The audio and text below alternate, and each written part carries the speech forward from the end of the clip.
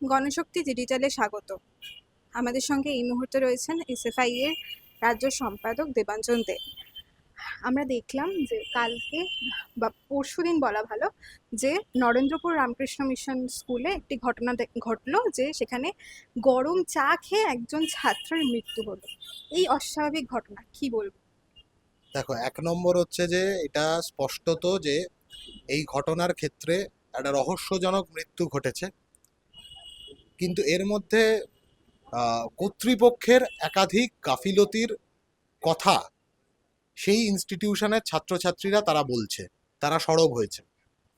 Ramakrishna mission নরেন্দ্রপুরের ক্যাম্পাসের ভেতরে ছাত্রছাত্রীরা আন্দোলনও করেছে। একাধিক কর্তৃপক্ষের মাথারা তারা তাদের গাফিলতি ইনভলভড এই ক্ষেত্রে, এবং অদ্ভুতভাবে দেখা গেছে যে একজন ছাত্র মারা গেল, সেটাকে ধামাচাপা দেওয়ার চেষ্টা করা হয়েছে কর্তৃপক্ষের পক্ষ থেকে। হেড অফ দ্য ইনস্টিটিউশন থেকে শুরু করে একাধিক টিচাররা, স্টাফরা তারা মিটিং করে গার্জেনদেরকে এবং ছাত্রছাত্রীদেরকে হুমকি দিয়েছে যে বাইরে কোনো কথা বলা যাবে না, প্রেসকে কোনো কথা বলা যাবে না। কেন কেন বলা যাবে না? আমার বন্ধু সে রহস্যজনকভাবে মারা গেল, সেটা নিয়ে আমি দুটো কথা বলতে পারবো না?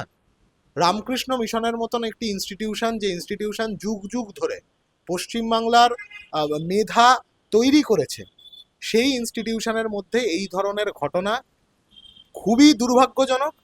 কিন্তু আসলে এই ঘটনার পেছনে কাদের গাফিলতি জড়িয়ে আছে, কেন ঘটনাকে ধামাচাপা দেওয়ার চেষ্টা, এগুলো খুঁজে দেখা দরকার। আমি তোমাকে স্পষ্টত একটা ভিডিও দেখাতে পারি যেখানে সরাসরি বলা হচ্ছে যে বাইরে কোনো কথা বলা যাবে না।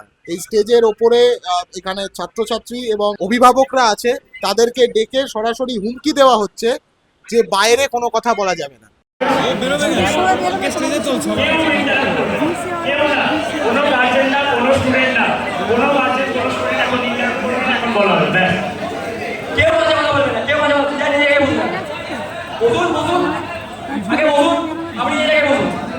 তাহলে এটা স্পষ্টতই যে এমন কোনো কথা আছে যা গোপন করার চেষ্টা হচ্ছে, এমন কোনো কথা আছে যা ইনস্টিটিউশনের পক্ষ থেকে চেপে দেওয়ার চেষ্টা হচ্ছে। এতেই তো মানুষের আরো বেশি সন্দেহের উদ্রেক হয়, এতেই তো ছাত্রছাত্রীদের আরো বেশি সন্দেহের উদ্রেক হয়। এরকম একাধিক ভিডিও আমাদের হাতে এসে পৌঁছেছে, এরকম একাধিক এভিডেন্স, যে এভিডেন্সগুলো স্পষ্টত প্রমাণ করে যে ইনস্টিটিউশনের পক্ষ থেকে কিছু একটা চেপে দেওয়ার পরিকল্পনা হচ্ছে। সবটা সামনে আসা উচিত। একজন ছাত্রের মৃত্যু অত্যন্ত দুঃখের, অত্যন্ত মর্মান্তিক। আমি ভারতের ছাত্র ফেডারেশনের পক্ষ থেকে সেই ছাত্রের পরিবারের মানুষজনদের প্রতি সমবেদনা জানাচ্ছি, এবং একই সাথে প্রকৃত ঘটনা কি সেটা উন্মোচিত হোক। রামকৃষ্ণ মিশনের কর্তৃপক্ষ তারা তাদের দায়িত্ব এড়িয়ে যেতে পারে না।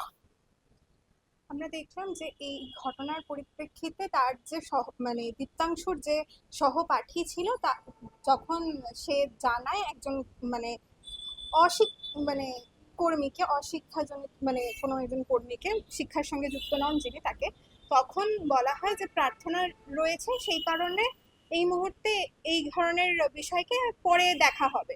তো এই যে একদিকে দেখা যাচ্ছে যে একদিকে প্রচন্ড নিয়মানুবর্তিতা, এবং অন্যদিকে এই ধরনের যে ছাত্রদের যে সমস্যা, সেটাকে একটু কোথাও গিয়ে সাইড করা হচ্ছে কি বলে কি মনে করছেন? দেখো, নিয়ম তো তৈরি হয়, প্রতিষ্ঠানের নিয়ম তৈরি হয় ছাত্রছাত্রীদের সুবিধার্থে, ছাত্রছাত্রীদের ভালোর জন্য নিয়ম তৈরি। মানে ছাত্রদের জন্য নিয়ম, নিয়মের জন্য ছাত্ররা নয়। এখন একজন ছাত্র, সে তার মৃত্যু ঘটলো, তখন সেই নিয়মতান্ত্রিকতাকে চাপিয়ে দিয়ে তার মৃত্যুটাকে প্রায়োরিটাইজ না করা, তার চিকিৎসার বন্দোবস্ত না করা, এটা তো মানে শিয়ার নেগলিজেন্স।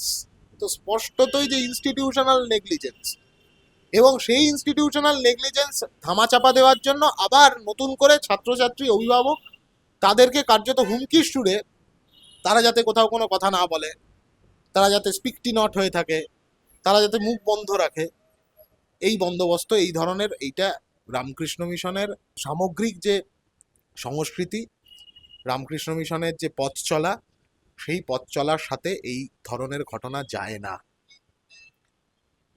পাশাপাশি দেখা গেল যে কালকে এই ধরনের যে আন্দোলন বা একটা মিছিল ছাত্রছাত্রীরা করলো, তার পরিপ্রেক্ষিতে আমরা দেখলাম যে আহ, ওখানকার যিনি ইনচার্জ ছিলেন স্বামী ইষ্টেশানন্দ বা সন্দীপন মহারাজ, তিনি পদত্যাগ করলেন, তার সাথে বেশ কয়েকজন আরো পদত্যাগের ঘটনা ঘটেছে।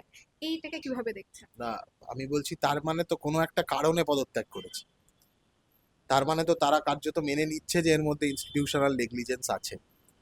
তাহলে কি ইনস্টিটিউশনাল নেগলিজেন্স আছে, কেন সেই নেগলিজেন্স হলো, কেন একজন ছাত্রের প্রাণ চলে গেল, কাদের গাফিলতি, এগুলো তো ইমিডিয়েট ধরা দরকার, দেখা দরকার, যাতে প্রথম কথা তো এটা হওয়া দরকার যে ভবিষ্যতে আর কোনো ছাত্র যাতে এরকম অবস্থার মধ্যে না পড়ে ইনস্টিটিউশনের মধ্যে, সেই বিষয়ে তো সবার আগে আলোকপাত করা দরকার। আমি আমি স্পষ্টত দাবি জানাচ্ছি যে রামকৃষ্ণ মিশনের কর্তৃপক্ষকে এ বিষয়ে নির্দিষ্ট তদন্ত করা উচিত। যারা এই ইনস্টিটিউশনাল নেগলিজেন্সের জন্য দোষী তাদের বিরুদ্ধে ব্যবস্থা গ্রহণ করা উচিত, এবং ভবিষ্যতে যাতে কোনো ছাত্রের সঙ্গে এই ঘটনা না ঘটে, এই ধরনের পরিবেশ যাতে তৈরি না হয়, সেই বিষয়ে নজর দেওয়া দরকার।